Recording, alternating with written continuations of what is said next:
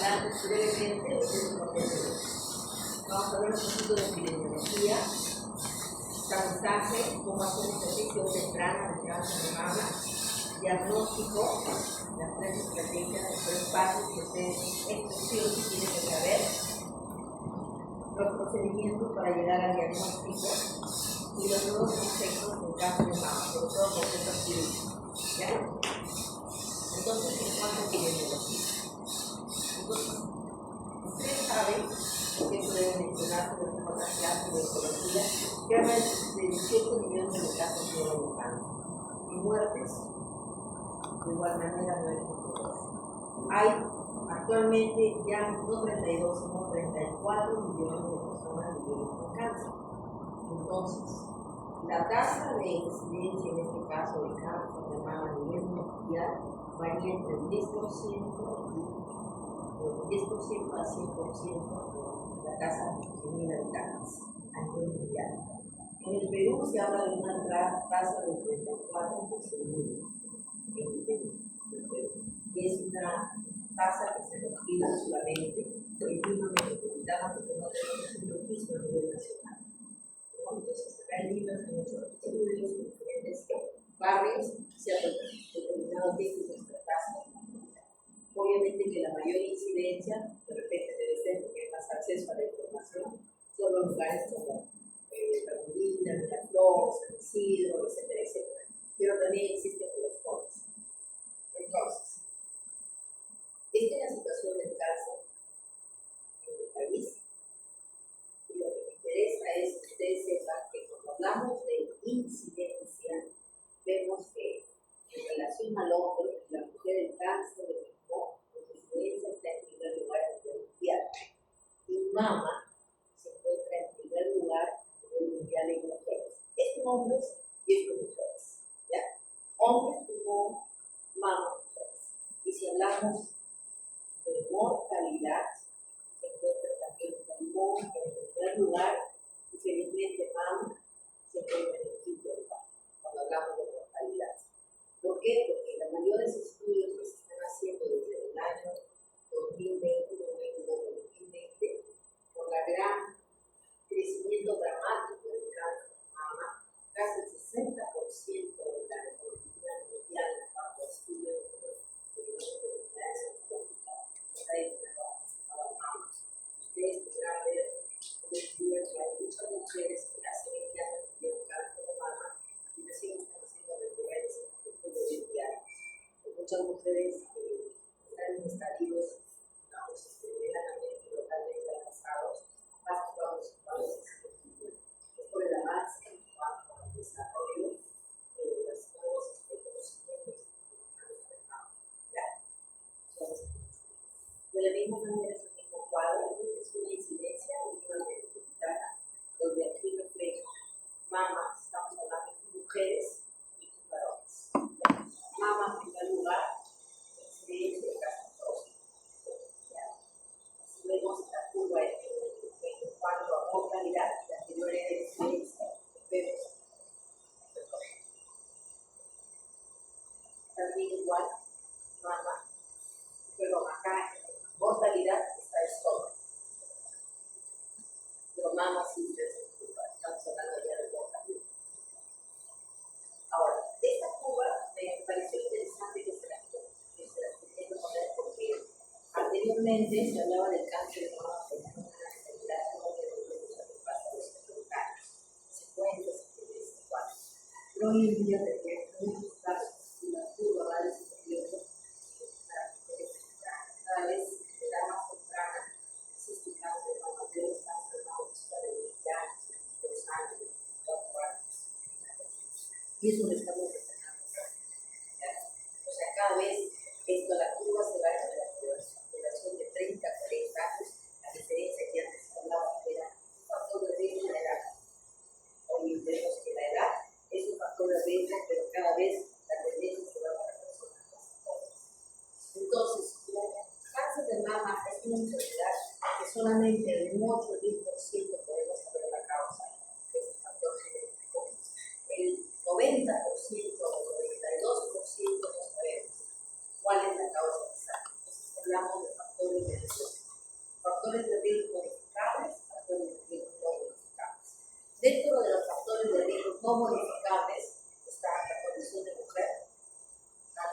100% de mujeres que da cáncer de mama en relación a los varones solamente son 3 a 5%. O sea, el hombre también le da cáncer de mama, pero solo en 3 a 5%.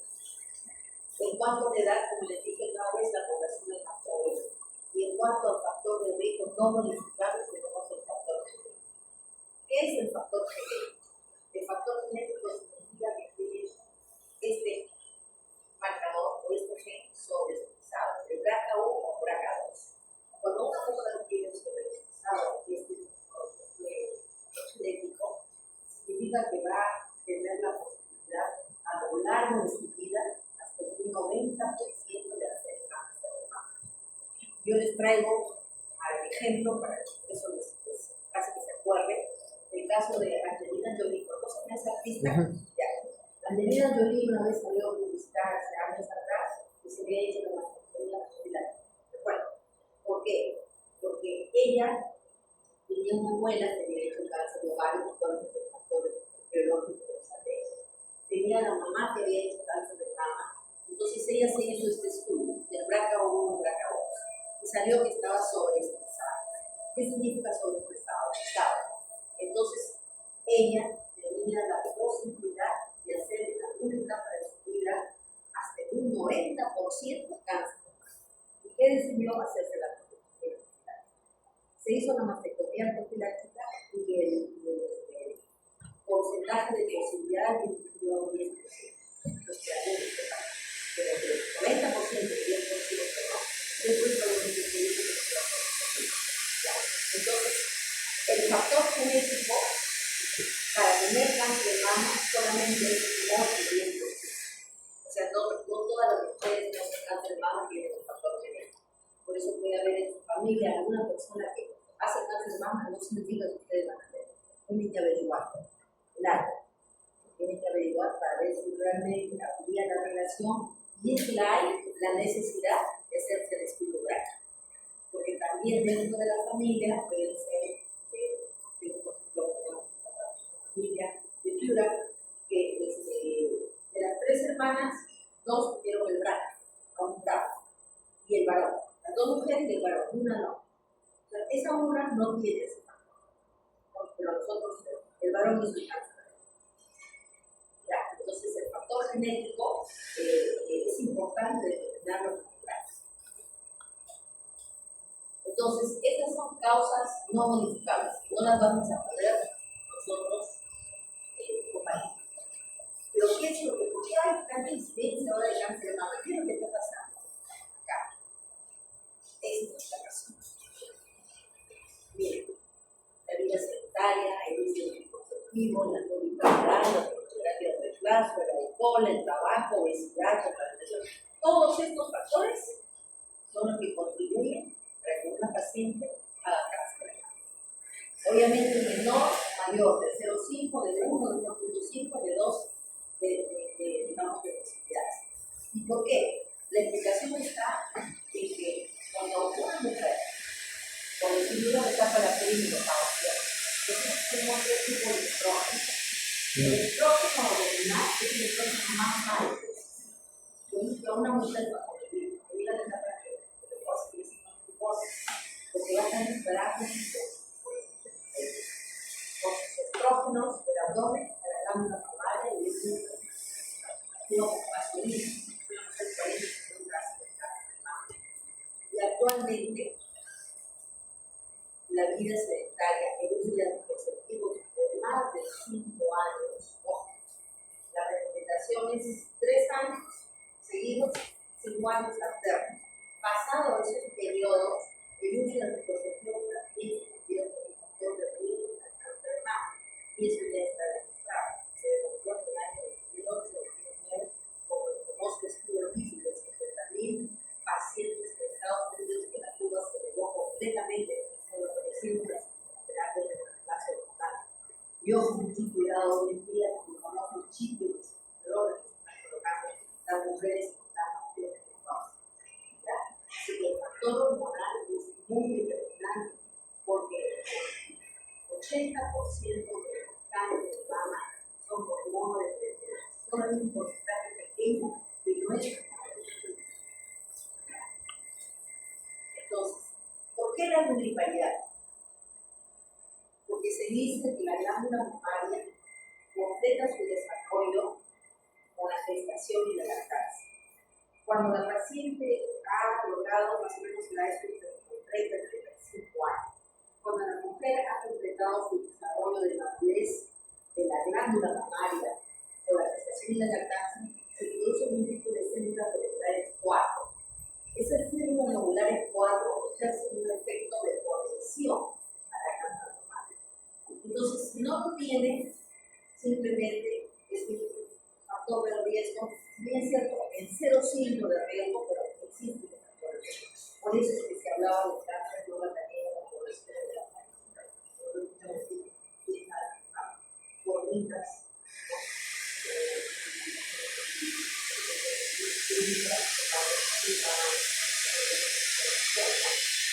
Entonces, la nulliparidad constituye este factor. Entonces, factores de riesgo modificables y no modificables. Revisar. ¿Cómo hacemos detección temprana? Que es lo más importante, que es bien necesario. Detección temprana es poderosa. Detección temprana se habla de 3 estrategias. Y los exámenes de mamas, porque la mujer empieza a tener el plan mamaria, el desarrollo de la glándula mamaria o la menstruación, tiene que aprender a hacerse realizar. Primero para que conozca su mama.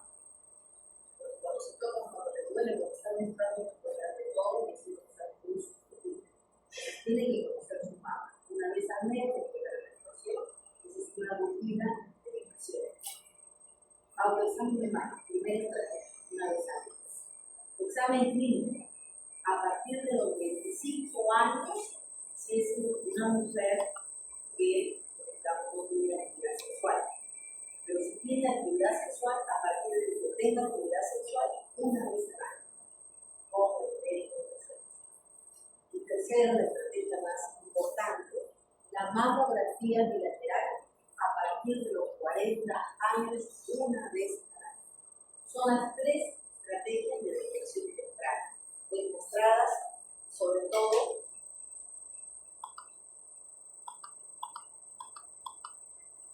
la mamografía bilateral, que se está dando gran preponderancia en los estudios de poblaciones controladas, donde la mamografía es como nosotros, que la placa de todas casi gratuita, por ejemplo, que somos una población hospitalaria. Entonces, la mamografía en países europeos es parte de la rutina gratuita de examen. Entonces, todas las poblaciones que están bien sentadas para que sea una ensalada, entonces, si ellos pueden detectar tempranamente si es que hay una lesión maligna y definitivamente la portación. Nosotros no tenemos que hacer solamente ya otros estudios, por otro lado, que existen, que demuestran que la mamografía bilateral realmente puede bajar hasta un 60% la mortalidad de cáncer. Entonces, 3 estrategias para realizar. Autoexamen de mamas, de la mujer menstrua, examen clínico, 25 años o de actividad sexual, y mamografía bilateral a partir de los 40 años. ¿Okay? Diagnóstico. ¿Cómo hacemos? 3 pasos. Y eso sí, para ustedes tienen que saber los dos. Examen clínico, de evaluación de las cartas. Que lo van a encontrar en el TNM. T, tamaño tumor, la mama, M, la presencia de ganglios en la axila, recuerden, y M, la presencia de metástasis. Hueso, primer lugar, pulmón, segundo lugar, cerebro, tercer lugar. Son los datos anteriores. ¿Ya? Entonces, en el examen clínico tenemos, si nosotros encontramos a un paciente en estadio 0, ¿qué significa estadio 0? Que no se palpa tumor, que solo se ve probablemente por un imagen. Tenemos la posibilidad que a los 5 años ese paciente tiene 100% de sobrevivir. Pero si nosotros encontramos a ese paciente en un estadio 2, o tumor más grande, la competencia de cambios. Sabemos que a los 5 años ese paciente tiene solo un 75% de salud. Y si nosotros a ese paciente lo tratamos con metástasis, ¿no? Cahueso, pulmón, ¿no? A los 5 años ese paciente solo va a vivir un 10%. Esa es la diferencia cuando hablamos de estrategias. De la misma manera, a los 10 años ese paciente podría estar ciego. A los 10 años, si es que es un estadio 4, ese es el concepto que lo tenemos hace mucho tiempo. Pero ahora, más adelante en eléctrica, se ha agregado otro concepto, que no solamente se agregó los químicos,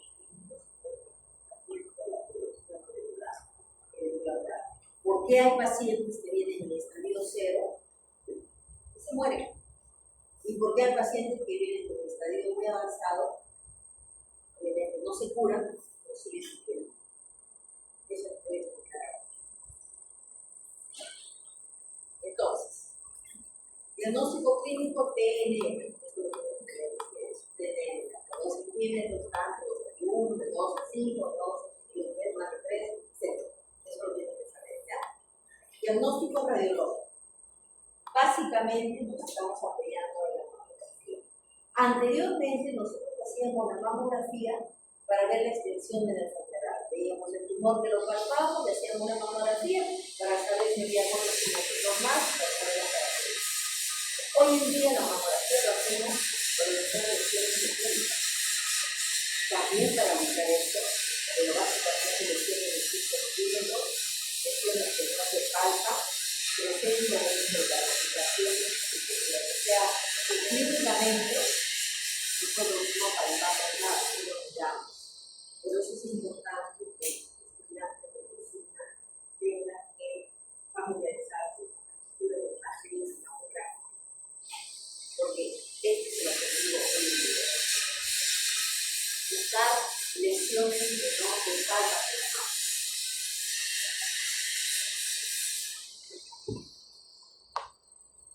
Entonces, para eso, los radiólogos necesitan que tienen esta categorización, pero que es importante que nosotros vamos por entonces, cuando nos dicen que viene BIRAC, es una siglas que significa de la Escuela Americana de Radiología, acá, la Escuela Americana es el BIRAC, es una clasificación. Y cuando nos sale en el informe mamográfico 0, entonces BIRAC 0, significa que esa mamografía necesita completar los estudios, que no está definida. ¿Por qué sucede? No es que 0 no tiene nada, no está definida. Necesita una resonancia, necesita una ecografía, necesita una magnificación, pero, o sea, en otras palabras, el radiólogo se metió la mano y puso 0, completo. Entonces, ni chicha ni nada. Solamente 60 o 20%, porque el radiólogo tenía a veces su forma más. 60% 0, que no se hace problemas. Entonces, 0 significa estudio insuficiente. 1 significa mama normal. 2 también es normal, pero puede haber alguna patología como glándula suprarrenal, acidofilia, etcétera, etcétera, que no amerita ningún tipo de intervención. 3 significa que es bajo grado de sospecha, porque ese paciente puede tener también cáncer de mama o porque está haciendo terapia, etcétera, etcétera. Entonces, ese paciente, cuando usted le pone BIRAC 3, significa que hay que volverle a pedir otra mamografía a los 6 meses. A los 6 meses. BIRAC 3. O sea, aquí estamos viendo conductas, no el informe del paciente. Las conductas, cuando nosotros vamos a identificar el año. Hay que pedir otra mamografía a los 6 meses. 4, aquí se subdivide, pero no le voy a hacer más problemas, significa bajo grado de sospecha, que se da desde el 20% hasta el 70%. Entonces, este paciente va a 4 y 11. ¿Se palpe o no se palpe? Puede ser una clasificación de no se palpe, o puede ser un nódulo sospechoso. Entonces, ese paciente tiene que ir a biopsia. Y 5, 90% de benignicidad. Sí o sí es benigno. Esta es la clasificación BI-RADS que lo usan para radiología de mama, mamografía, y también la usan para ecografía. Pero básicamente para determinar conductas cuando hacemos un diagnóstico radiológico. Ahora, ¿cuáles son dentro de este capítulo de diagnóstico radiológico? Hay algunos procedimientos que también tienen que conocer porque son procedimientos quirúrgicos. El primero, el mapeo radiográfico. Esto ya no se hace en vivo. Se podrá hacer en provincias cuando no cuiden los aislamientos, no hay laboratorios. Entonces, si es una mamografía normal, entonces se va a sacar, por decir la lesión se encuentra acá mamográficamente, entonces se hacen unas coordenadas y se va a sacar la lesión en la zona donde, de acuerdo a la superposición de placas, se encuentra. Desventaja que se tiene que sacar una miligrama. Ventaja es que se puede salvar la vida, si está en un área donde no hay. Pero ya esto no se está haciendo, generalmente se derivan los pacientes a los centros donde hay hospitales de servicio de la otra opción es la mamografía con parrillo. O sea, esta es una placa que se superpone a la imagen. En este lado de acá hay letras de ABC hasta la Z y en este lado los números. Entonces se dice, la lesión se encuentra en la letra C y en el número tal. Entonces ahí el radiólogo va a tener un punto de metal para marcar la imagen. Entonces una vez marcada la imagen, obviamente previa anestesia local, se marca la imagen del paciente con ese, nosotros decimos tampoco, pero con ese hilo de metal que es este, ingresa a sala de operaciones y el cirujano saca todo el tejido alrededor. Se supone que ahí están las microclasificaciones, si es que esto de lo patológico, que es un cáncer. Este es un punto también un poquito más tratado que sí se hace con niños, porque no todos los hospitales y todos los hospitales tienen todas las estrategias para hacerlas. Y este es el caso. El paciente con una sala la mama, la máquina, pone la anestesia ahí, lo marca y va, solito entra. Y después el paciente va a estar de operaciones y se saca la lesión. Solucionar el problema. La cirugía completamente conservadora. Otro método es que las microclasificaciones se ven por mamografía, pero no se ven por ecografía. Por ecografía se ven los nódulos. Entonces, los nódulos pequeñitos también se pueden sacar por medio de ecografía. Se marca con ecografía, se marca y ahí se hace la decisión y se retira a la sala de operaciones. Esos son los procedimientos para encontrar lesiones ocultas, para retirar lesiones ocultas. El mapeo, la estocopraxia, básicamente. Ahora, el diagnóstico patológico. Nosotros tenemos dos tipos de cánceres en el mapa, de forma genérica.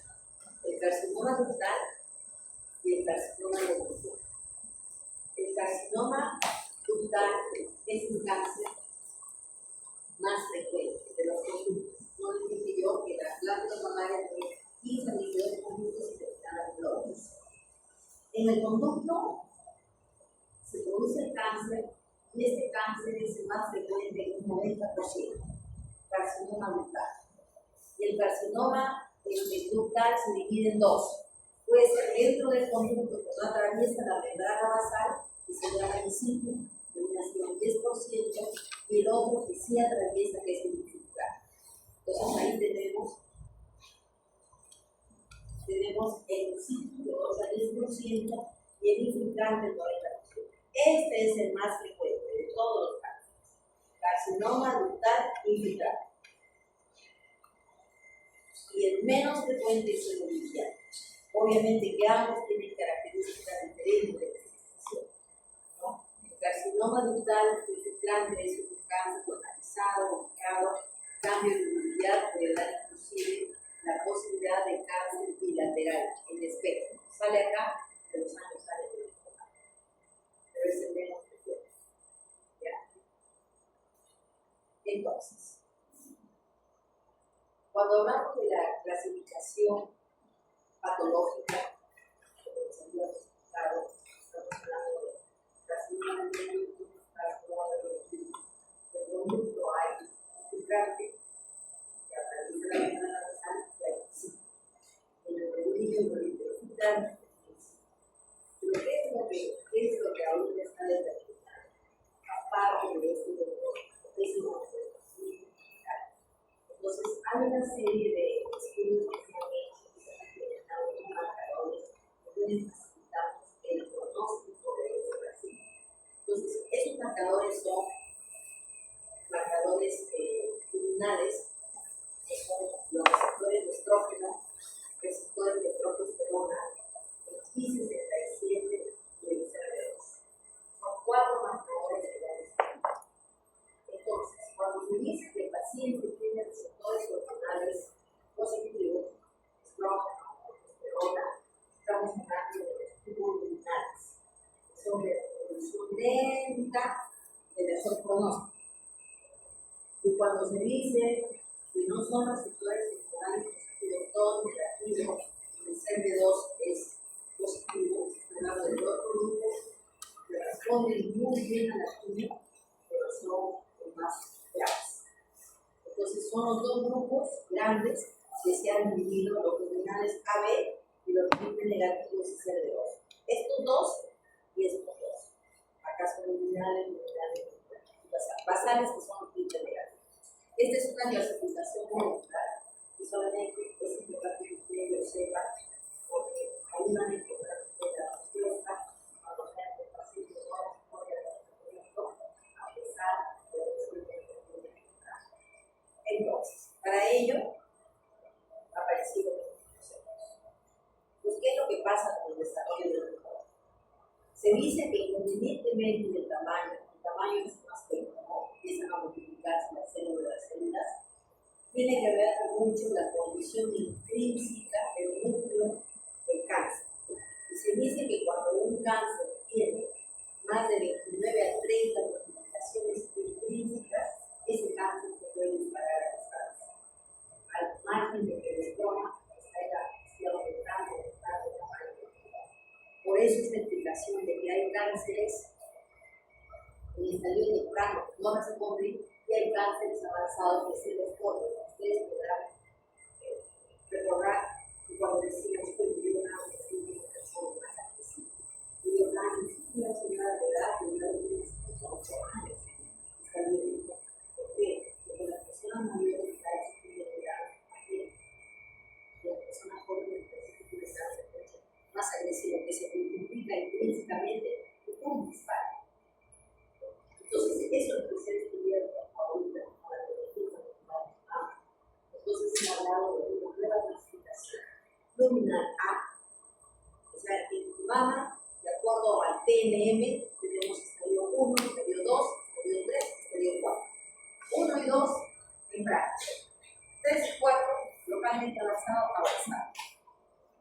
La clasificación molecular dice luminal A, luminal B, CRB2 sobrepesado y triple negativo. Esa es la clasificación. 4, luminal A, excelente pronóstico. Luminal B, y ya tenemos CRB2 sobreexpresión del CRB2, naturales, pronóstico malo, triple negativo malo. Pero, ojo, si el paciente está en un estadio temprano y responde a estos dos, miren la contradicción, a estos dos segundos, el paciente se puede afectar. Estadio temprano y triple negativo. ¿Por qué? Porque tiene la bomba de tratamiento y se cubre. A los silencios luminales. Pasan 20 años, pero eso no lo sé. O sea, la dicotomía y la contradicción se parecen positivas. A pesar de que se puede de cualquier cosa, pero el cáncer, porque sigue viviendo de repente a llevar a el cáncer. Entonces, en mama hay mucha discusión de la quinto año tiene que saber el TNM y tiene que saber que existe la biología del tumor y existe el desarrollo del tumor. Por eso es que anteriormente, ustedes saben, decían cirujano, cirugía grande, cirujano grande. Y se hacían unas restricciones, de acuerdo a los estudios cada mama, el inicio, la costilla, etcétera, etcétera, que pacientes que una movilidad interna de la evaluación. Entonces se estudió y se llegó a determinar que no era lo importante, era la más agresiva. Lo mínimo se reseca menos, pero hay que sacar lo más importante. Entonces entramos al tratamiento de conservación de la mama. Sacar el tumor con márgenes libres y hacer la disección axilar. O sea, tratamiento local a la mama y tratamiento a la axila. Completar con el tratamiento sistémico. Pero esto trajo como consecuencia de que la movilidad en la axila igual incrementada estaba, porque realmente lo que más afecta a una paciente que tiene cáncer de mama no es que le saque la mama,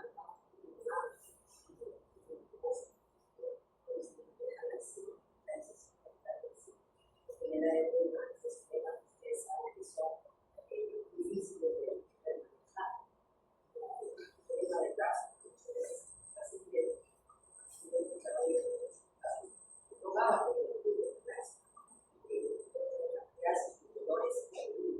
Entonces, se iba a determinar que realmente no se trataba de resecar los ganglios de la axila, sino de resecar realmente los ganglios que estaban comprometidos, no hacer una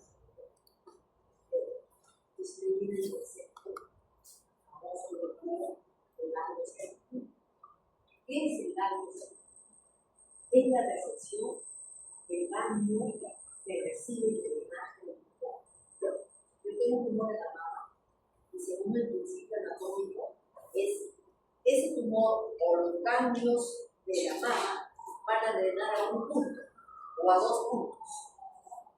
Y si nosotros, de puntos de inicio, si nosotros logramos ubicar esos puntos y esos puntos no están tomados por el cáncer, solamente por el drenaje linfático, y lo sacamos, ese ganglio y decimos, no está tomando por el cáncer, no habría necesidad de hacer. No digo el drenaje linfático. Ese es el concepto de ganglio. Entonces, con ese concepto de ganglio centinela, nosotros vamos a evitar la movilidad de los días con 30%. Entonces, acá tenemos el tumor, se saca el ganglio sale negativo, no hay necesidad de resecar. El ganglio sale positivo, hay necesidad de resecar y además la radioterapia láser. Entonces, la reducción de la cirugía de mama y una mastectomía radical modificada, los conceptos de Fischer, se introdujo a una cirugía de conservación de la mama, solo sacar el tumor con radioterapia y se disminuye más con ganglios. Tumorectomía más ganglios centinela cuando los ganglios no están comprometidos. ¿Cómo lo hacemos? Entonces, aquí vienen los conceptos de los métodos para encontrar el ganglio centinela. Dos métodos. Aquí lo patente, y ahora les voy a explicar. Y el otro concepto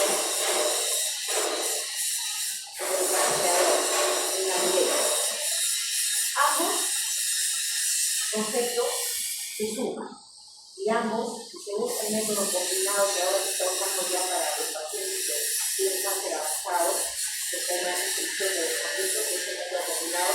Si no nos ayuda temprano, se puede usar el azul o se puede usar solamente la sustancia de origen. ¿Qué es lo que se hace? Esta sustancia, de acuerdo al método, se inyecta alrededor del tumor, estamos hablando del azul, ¿ya?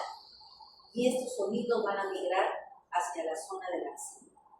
En la zona de la axila se inyecta, se migra hacia la zona de la axila, el ganglio se va a pintar, claro que es una búsqueda que tiene un poco de tiempo, se pinta y nosotros sacamos ese ganglio. Ese ganglio inmediatamente lo mandamos a el estudio.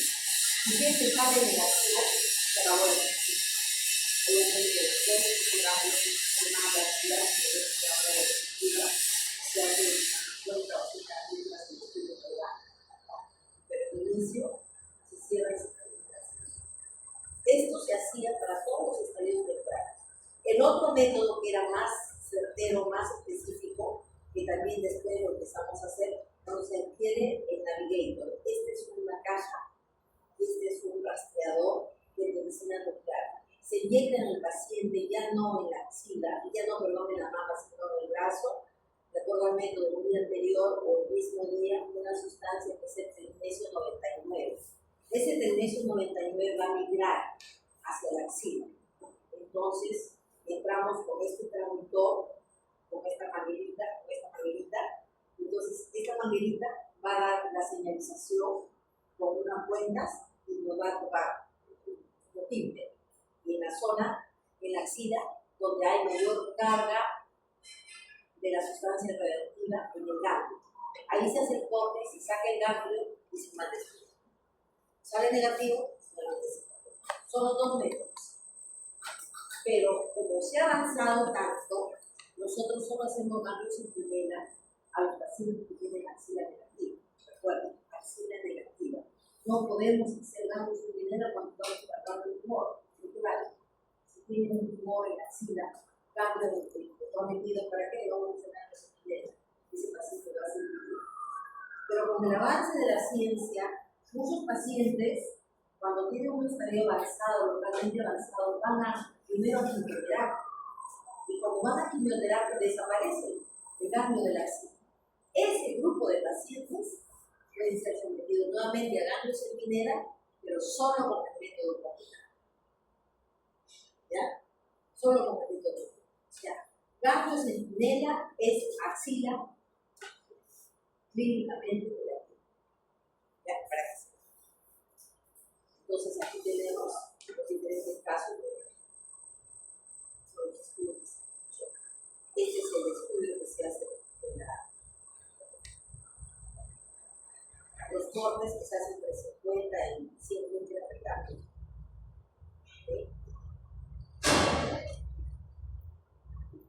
Y entonces, acá tenemos las conclusiones. Hasta ahí llegamos. Entonces recuerden, mastectomía radical, cirugía de conservación, que es mastectomía parcial, la decisión radical del sexo. Y lo otro es mastectomía parcial, más cambios. Ahí está, hasta ahí está. Ese es el tratamiento con estándar para los estadios tempranos, mastectomía parcial, más cambios.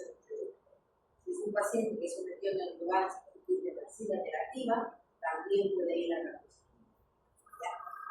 Entonces, conclusiones. Primer lugar en incidencia. Segundo lugar en mortalidad. Factores de riesgo modificables. Cirugía de conservación, tratamiento estándar. Clasificación molecular determina el pronóstico y el tratamiento del paciente. Detección temprana contribuye a disminuir hasta un 60%. Hasta ahí no más lejos.